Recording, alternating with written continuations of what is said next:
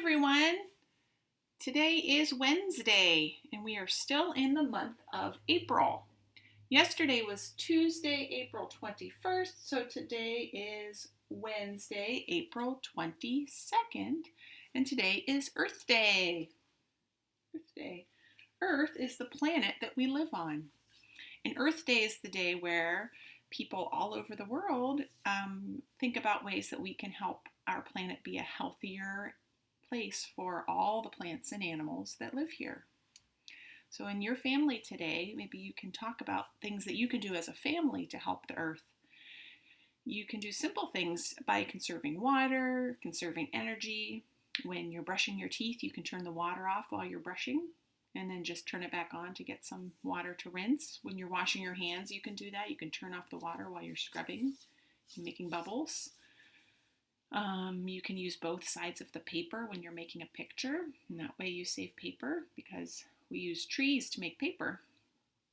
So there's lots of things that you can do as a family. So maybe today, since it's Earth Day, it will be a good day to talk about how your family can help the planet Earth. Okay. Today, we are going to read a couple more birds from our bird book. And this bird that we're going to read about today is a very pretty bird. It's called the ruby-throated hummingbird. Ruby-throated. See, its throat is kind of red. Rubies are red. Ruby-throated hummingbird males have a brilliant red throat. The throats of females and young birds are white with pale brown spots. Hummingbirds can hover motionlessly in front of flowers while they feed. Then they fly off at incredibly fast speeds. Their wings beat so rapidly they make a humming noise, but all you can see is a blur. Hummingbirds feed on nectar. They sip it from flowers with their long, slim bill. Their favorite flowers are tube-shaped and bright red. Did you know hummingbirds can fly forward, backward, sideways, straight up, or straight down? So this is a male ruby-throated hummingbird. This is a female by the nest with some eggs. Most birds have hollow bones. This helps reduce the bird's weight for flying. The female lays 2 eggs in a tiny cup-shaped nest, neatly woven from soft leaves and grasses. The nest is held together with spider silk, and spider silk the bird gathers. The hummingbird's egg, shown here, actual size, is about the size of a pea. It is the smallest of all birds' eggs. So it's only the size of a pea. That is a tiny little egg in the nest. Hummingbirds are small birds. The other bird we're going to read about today is called a chimney swift. Chimney swift. Chimney swifts chatter and twitter as they fly around trying to catch insects. Their narrow, slightly curved wings are very long. The birds are dark gray in color, like the inside walls of chimneys. Hundreds or even thousands of chimney swifts roost in chimneys at night and build their nests there.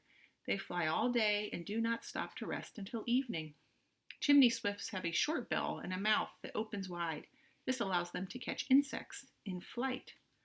So look, here's a chimney swift about to catch this insect.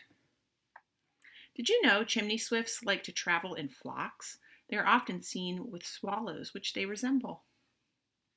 Chimney swifts don't perch on tree branches. Instead, they cling to the sides of walls and chimneys using their short, stiff tail as a prop. Chimney swift nests are made of twigs that are held together with the bird's saliva, which acts like a glue. Saliva is also used to attach the nest to the side of a chimney. Chimney swifts drink while in flight. They lower their head and with an open beak skim the surface of a pond or a pool. Look, there's a chimney swift getting a drink. And I think today we'll do one last bird because this is the last bird in the book, called a mourning dove. Mourning doves. Mourning doves, like chimney swifts, travel together in flocks. They can often be seen in gardens and yards. Although related to pigeons, they have a much slimmer body and a longer, more pointed tail. Mourning doves are very fast flyers. If you listen carefully, you can hear the whistling noise of their wings in flight. Their body feathers are brownish gray with a few small black spots. The edges of the tail are white. So here are some mourning doves at a bird feeder with a black-capped chickadee and a tree sparrow. The mourning dove's call is a low, soft cooing sound. It seems quite mournful or sad. Young mourning doves are fed partly digested food that the adult bird has previously eaten, and then they spit it up. So here's a mother bird, a female, feeding her baby. Did you know mourning dove nests made loosely of twigs are fragile? The wind often blows them off of the branches, and the eggs or young birds fall to the ground. The eggs are destroyed, and the baby birds usually don't make it. But most mourning doves still seem to be able to raise 2 or 3 families every year. So there was a mourning dove nest right outside my bedroom window, and I could hear the doves making that sound. Like that. Mourning doves. Well, today's song in our songbook is a fun one. It's called Rig-a-Jig-Jig. This is one we love to sing at circle. It goes like this. As I was walking down the street, down the street, down the street, a very good friend I chanced to meet. Hi-ho, hi-ho, hi-ho. Rig-a-jig-jig and away we go, away we go, away we go. Rig-a-jig-jig and away we go. Hi-ho, hi-ho, hi-ho. We clapped our hands and stomped our feet, stomped our feet, stomped our feet. We clapped our hands and stomped our feet. Hi-ho, hi-ho, hi-ho. We jumped up high and came back down, came back down, came back down. We jumped up high and came back down. Hi-ho, hi-ho, hi-ho. Rig-a-jig-jig and away we go, away we go, away we go. Rig-a-jig-jig and away we go. Hi-ho, hi-ho, hi-ho. We climbed on the train and tooted the horn, tooted the horn, tooted the horn. We climbed on the train and tooted the horn. Hi-ho, hi-ho, hi-ho. I kissed my ma and hugged my pa, hugged my pa, hugged my pa. I kissed my ma and hugged my pa. Hi-ho, hi-ho, hi-ho. Rig-a-jig-jig and away we go, away we go, away we go. Rig-a-jig-jig and away we go. Hi-ho, hi-ho, hi-ho. All right, we only have a few more songs in our songbook. So we'll have to come up with some new songs after we finish all those. Today I'm going to read a silly book, and it's called Duck on a Bike by David Shannon. He's the same author that wrote No, David. Remember that one that we read a couple days ago. Duck on a Bike.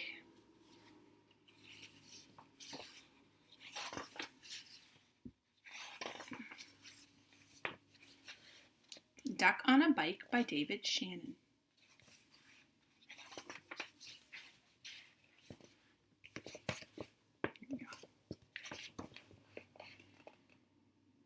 One day down at the farm, Duck got a wild idea.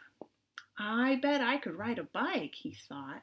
He waddled over to where the boy parked his bike, climbed on, and began to ride. At first he rode very slowly, and he wobbled a lot, but it was fun.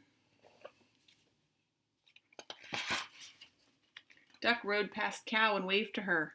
"Hello, Cow," said Duck. "Meow," said Cow. But what she thought was, "A duck on a bike? That's the silliest thing I've ever seen."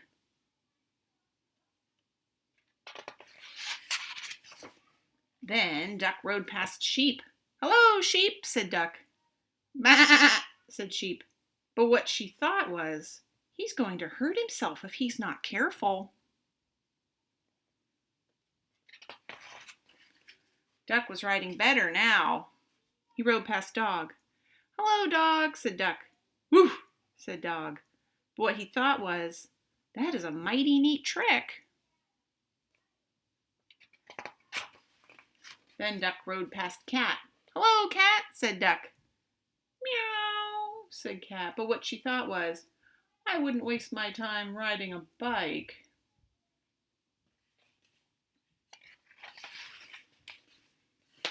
Duck pedaled a little faster. He rode past Horse. "Hello, Horse," said Duck. "Nee," said Horse. But what he thought was, you're still not as fast as me, Duck.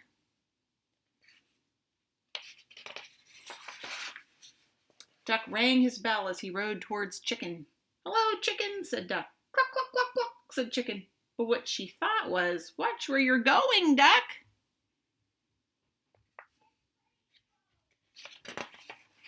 Then Duck rode past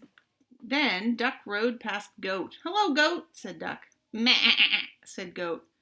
But what he thought was, "I'd like to eat that bike." The goat is eating the trash, looks like.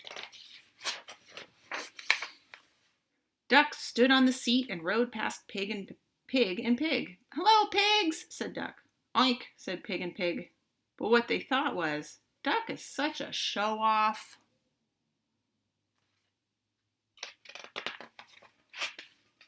Then Duck rode no hands past Mouse. "Hello, Mouse," said Duck. "Squeak," said Mouse. But what he thought was, "I wish I could ride a bike just like Duck."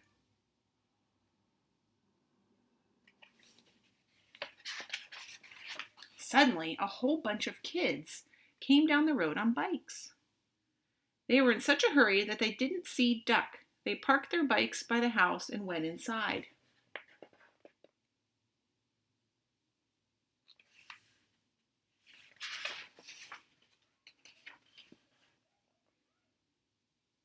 I think the animals are having an idea. Now all the animals had bikes. They rode around and around the barnyard. "This is fun," they all said. "Good idea, Duck."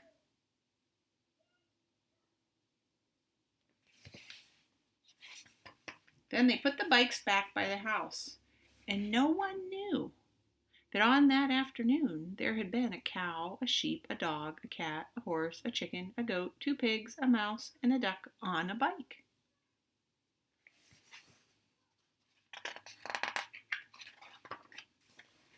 The end. All right, well, I hope you have a wonderful day, a wonderful Wednesday, and I hope to see you soon. Bye.